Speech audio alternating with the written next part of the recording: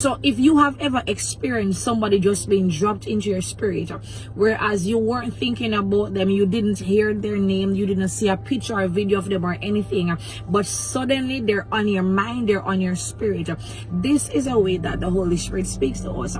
Now, many of you are praying and you're saying, you're asking God, I want to hear the voice of God. I want to hear God talk to me.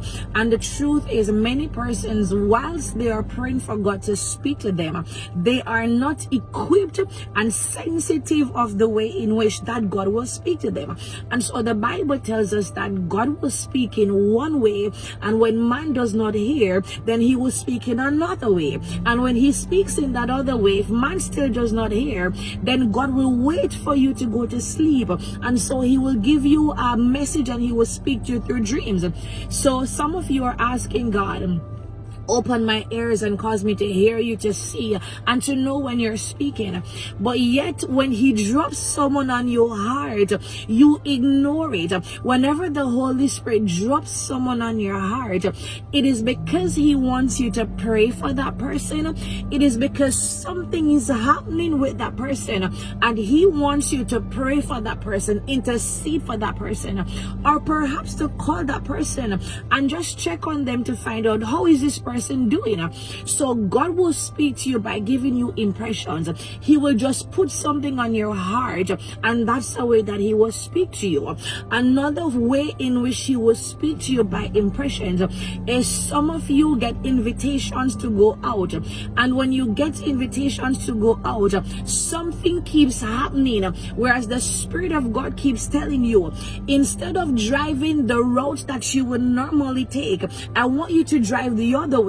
And sometimes we're saying, but if I drive the other way, it's gonna take way too long. This way that I am usually I'm used to taking, it is the shorter route.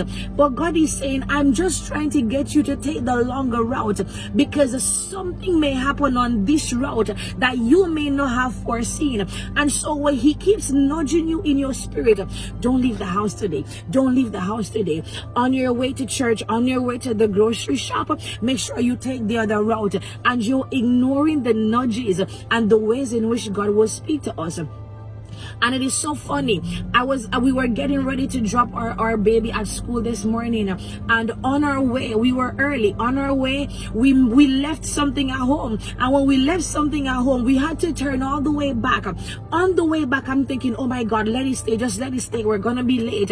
And then the Holy Spirit begins to speak through my husband. Sometimes God will delay us and reroute us to save us from something. Now, the fact that the Holy Spirit had allowed us to go back, it could have been that God is saving us from an accident, and so by us going all the way back home, we would be too late for that accident.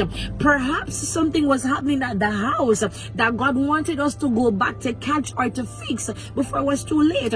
And so these are ways in which that God speaks to us on a daily basis, and some of us miss it. Why? Because we have locked ourselves in, we have locked the Holy Spirit in, whereas it seems as though the only way God can speak to us, or the only way we want God to speak to us, is through angels, or by the loud thunder of his audible voice. God doesn't always speak that way. And so today I want to encourage you to be sensitive. Be sensitive of the nudge of the Holy Spirit. That's God speaking. Be sensitive of the impressions of the Holy Spirit, because that's the way that God is going to speak. The Bible said that Paul said, I perceive in Acts, he said, I perceive that this voyage is going to bring us much harm. The ship will be destroyed, but also our lives will be harmed. He said, I perceive that something bad is going to happen. In other words, I have a feeling. How many times have you said, I have a feeling that something just does not sit right with my spirit, something just feels off inside, I just have a gut feeling. That gut feeling that you have, my friends, is the Holy Spirit that is trying to speak to you. Do not ignore the Holy Spirit. So may you be sensitive today to the voice of God. May you be sensitive to the impressions of the Holy Spirit, that you will not miss out on what God is trying to reveal to you in this season. God bless you. I'm Pastor Shanique Beckford. Please, if this message encouraged you, blessed you, or helped you any at all, leave in the comment section. Let me know what part stood out to you. God bless you, and thanks for watching.